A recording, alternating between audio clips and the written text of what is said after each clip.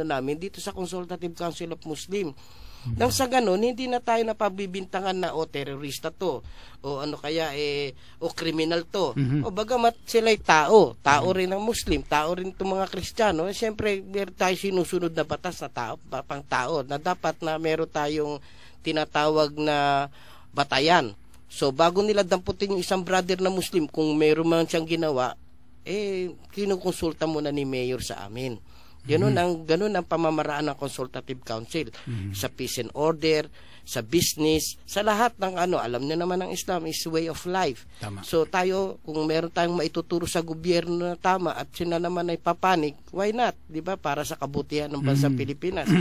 Ibig sabihin, ito ngayon ang project namin itong mga leaders ng Consultative Council, hindi lang sa Caloocan, maging sa Pasay, Quezon City. Malawak tayo. Yes. Hanggang sa ang pinakamalaki nga po, yung Bingka. So yung Bingka na ito, yung Balik Islam. Pag sinabing Balik Islam, hindi lang yung mga Balik Islam na Kristiyano nag-Muslim.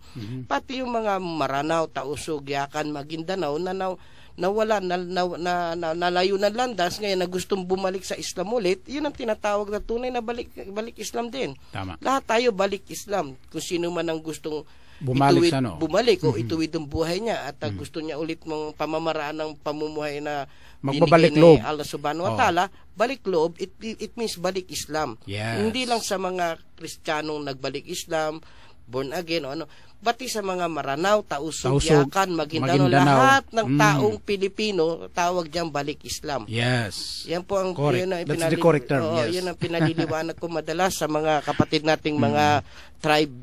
Pagpalagay na nating mga katulad nila Ustad na galing Maranao, alam ni Ustad John na ang balik Islam hindi lang para sa aming mga dating Kristiyano nag-Muslim, kundi sa kanila rin.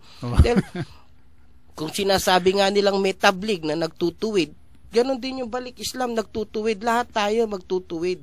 Pag may nakita tayo isang kapatid, huwag nating na kung may ginagawang pagkakamali, hindi natin gagamitan ng kamay, kundi pakaliwanagan mo na. Tama. Ang sabi nga ng hadis natin, sa pamamagitan ng kamay, pamamagitan ng pananalita, at kung hindi mo kaya, dua mo na lang. Diba? Yun yung pagsasaway sa isang kapatid na Muslim. Pero natutupad ba yun? Alhamdulillah, yung mga iba natutupad. Pero yung mga iba hindi natin alam, Allahu alam yun. So, sakali mang nakakasakit tayo ng damdamin, humingi tayo lagi ng kapatawaran kay Allah subhanahu wa ta'ala at sa tao na napagsabihan natin ng masama at masakit. Alhamdulillah. At ayun lang, at kung gusto nyo lumawak pa ang inyong kaalaman, ang Ibn Abbas ay laging bukas at handang tumulong, lalo na sa mga bagong Muslim na gustong matuto at mag-aral. In fact, ngayong araw na ito ay meron kaming mga lecture at saka how to become katif, yung tinatawag na nagkukutba. Yeah. Khatib. Khatib. Oo, yun. Doon nagle-lecture ngayon yung mga ustad natin doon. Inshallah, sana pasyalan mo kami doon at malaman ninyo marami kaming mga plans at mga projects sa palaganap ng Islam. Ibigay mo yung address, brother. Ibn Abbas, 190 Samson Road, Caloocan City, at ang telephone number nito ay 366-0614. Hanapin lang ako ron o sila pag dumating sila Brother Ahmad Javier, Isa Javier, Abdurrahim Kilala, nasa Saudi sila ngayon pero inshallah baka bumalik sila. Alhamdulillah, kung ano man ang marami tayong mga pamimigay ng mga bagong kitab, mga libro na pamphlets translated to Tagalog, Arabic, English, Arabic, gano'n. Inshallah, may mga sister din tayo mga nagtuturo doon. Okay. Ayun. So, alhamdulillah, yan po ang ating kapatid Yusuf na talaga pong aktibo sa Islam at nagpapalaganap o isa po sa mga nagpapalaganap ng Islam dito sa Pilipinas at sana po ay pagpalain siya ng Allah subhanahu wa ta'ala sa kanyang mga ginagawa at alhamdulillah at tayo po ngayon ay dadako na sa ating mga paksain ay itutuloy natin yung mga paksa natin nung nakaraan. Siyempre po gaya rin po ng dati tungkol sa Middle East at ang pinakamainit na paksa po ngayon at ang issue ay tungkol sa parang kumukulo na hinahalukay na mga kumukulong problema dyan sa Middle East katulad po ng nangyayari sa Libya, sa Yemen, sa Bahrain At sa Syria, nadagdag na po yung Syria. At hindi po natin maintindihan kung ano nangyayari. Pare-pareho pong Muslim. Anyway, ipanalangin po natin sa Allah subhanahu wa ta'ala na matapos ang mga problemang yan. Amen. Upang tayo po ay magkaroon ng pagkakaisa. Meron tayong si Brother Alim Najib Tahir ay magkakaroon din ng pananaw tungkol dyan sa mga bagay na yan. Bayaan po natin siya makapagbigay ng paliwanag. Salamat sa lahat ng ating mga suki na nagsusubaybay at patuloy ang kanilang pagtangkilik sa ating palatuntunan na Spirit of Islam. Ito pong mga pahayag ng ating kapatid ay Tagalog na Tagalog ang kanyang native yata ito na Tagalog. Parehas kayo, Brother Nasir. Napakaganda kasi pag native na Tagalog yung nagsasalita. Naunawaan ng ating mga listeners. Alhamdulillah. At ayang mga binitawang salita ng ating kapatid na si Brother Yusuf Kilalan. Matagal na kami itong brother. Especially nung 2007. Na lagi ako bumibisita sa kanila sa Masjid Ibn Abbas doon sa Caloocan sa Ngandaan. So I really like the place at gusto ko yung mga taong na nakalubilo ko, nakakasama ko, nakakapanayam ko, sapagkat ang nakikita ko sa kanila ay they're humble people. Yung nga lang hindi natin maiwasan yung may mga suspicious na kuminsan yan po ang pangunahing anong tawag nito, tatanggalin natin sa ating pag-ugali na pinag-isipan mo na masama yung kapatid mo Muslim. Ang importante yung kapatid mo ay nagkaroon siya ng shahada. Kung mayroon man kunting mga pagkakamali, that's between him and Allah. Yeah. Sapagkat ang tao naman ay lahat nagkakaroon ng kasalanan. Ang pinag-agawan lang natin kung sino ang maliit ang kasalanan.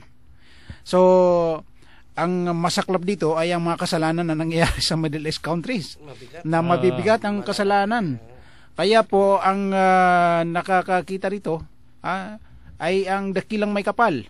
So ang sabi ni Prophet Muhammad sallallahu alaihi wasallam, ang sukat na ang tao o ang leader siya ay minamahal ng Diyos ay minamahal ng kanyang nasasakupan, yung kanyang tauhan. Otherwise, kapag siya ay pinagtatabuyan ng kanyang mga tauhan, iyon ang palatandaan na hindi siya sumusunod sa lituntunin ng Allah. Kaya po, yan ang mga kaganapan na nangyayari ngayon sa Middle East countries. Sapagkat ang sinabi ng dakilang Allah sa banal na kasulatan ng Quran, ito ay paulit-ulit natin na binabanggit nito, subalit ito ay kailangan na bilang paalala sa ating mga kapatiran ay yung hindi pa nagkakaroon ng pagkakamali, malaking pagkakamali, ay sana huwag po natin magaya yung mga nangyayari dyan sa Middle East countries, especially yung mga leaders. Yung mga maraming tao, wala namang problema, lalo-lalo na yung mga maralitang tagalunsod na hindi naman sila ang nagkakasala o nagkakamali ng malaking pagkakamali. Ang talagang nagkamali ito ay isang tao, yung leader, na hindi siya maging matuwid sa kanyang mga tauhan. Hindi siya nagsisilbi. Ang ating paniniwala, ang leader ay tinatawag na public servant. O di sa halip na siya ay maging servant, alipin ng mga tao, siya pa ang ginawang niyang sarili na master na inaalipin niya ang mga tao. Nagpayaman. Oo. So, yan po ang kasalanan na nakikita ng mga nakararami sa Middle East country. Kaya po nakita natin ang pag-aklas ng mga Middle East people. Nagtagumpay yung nangyari sa Egypt, kaya napatalsik nila yung presidente nila. At yung nangyari sa Tunisia, napatalsik din nila si Zainal Abidin bin Ali, na walang ginawa kundi magpayaman at pinapatay niya ang kanyang mga tao. One of the hero na nabasa ko through internet, ito si Muhammad al-Bouazizi, na binuwis niya ang kanyang sarili at siya ay nag-suicide dahil sa kahirapan na dinaranas ng kaniyang ng mga Tunisian. Pagkatapos itong si Zainal Abidin bin Ali ay he's not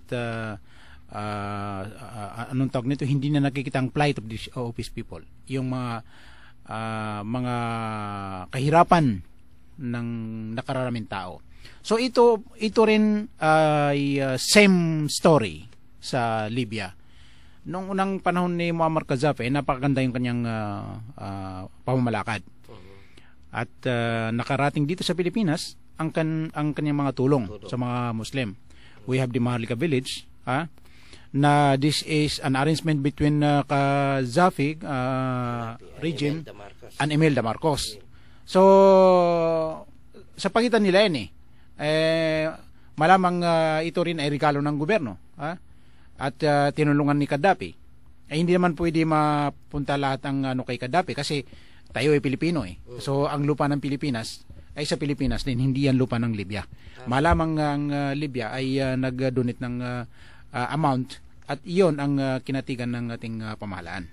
So ito po ay nag-ugnay itong mga kaharahasan na nangyayari sa Middle East countries, yung sinabi ng Allah subhanahu wa ta'ala, وَمَنْ أَعْرَضَ عَنْ ذِكْرِي فَإِنَّ لَهُ مَعِيشَةً ضَنْكًا and whosoever turns away from my reminder, verily for him is a life of hardship. So ang hardship na life po ay hindi yung pagkaroon ng anong tawag nito, yung happiness, ay hindi sukat ng happiness iyong pagkaroon ng limpak-limpak na salapi. Sapagkat ang sukat ng happiness is to gain the pleasure of Allah sa pamamagitan ng inyong pagipanayam sa inyong mga tao, sa mga kapitbahay, sa mga kaibigan, sa mga kamag-anak. Kung ikaw ay magandang